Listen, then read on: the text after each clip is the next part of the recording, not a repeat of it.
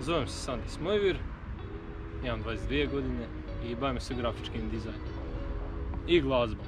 Završio sam osnovnu glazbenu školu i tako od malena zapravo sviram sa najboljim frendom. Od početka radimo neke autorske pjesme, nekad neke kavere. Svirao sam u raznim bendovima i to je to zapravo. Glavni instrument mi je bubanj zapravo i njega najviše sviram, najviše znam raditi na bubnjima. Iako sviram i gitaru. A eto, jedno vrijeme smo svirali u Ledari dok je to još bilo aktualno, dok je postojao neki prostor za sviranje. Što sad više ne postoji nažalost i onda je to malo problematično zapravo za izvest uopće i kako probu svirku i tako dalje. I odmah samim tim manje bendova postoji. Sad sviramo zapravo kod mene i to se rijetko kad događa, ali eto. I recimo nešto što sam krenuo raditi je baviti se glazbenom produkcijom.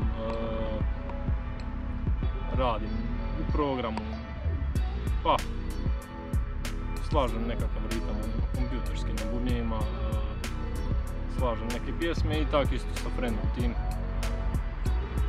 Zajednički radimo, ali uglavnom više manje kompjuterski zbog tog nedostatka prostora.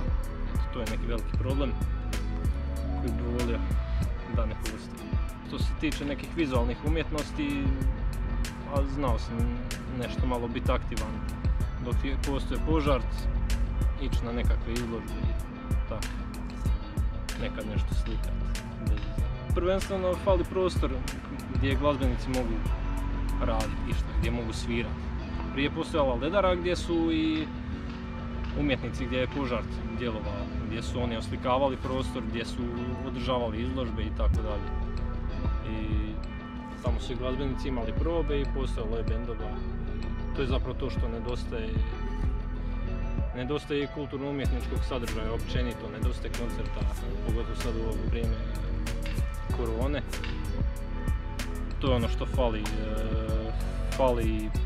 Pa ne znam, fali izložbi, fali umjetničkog sadržaja.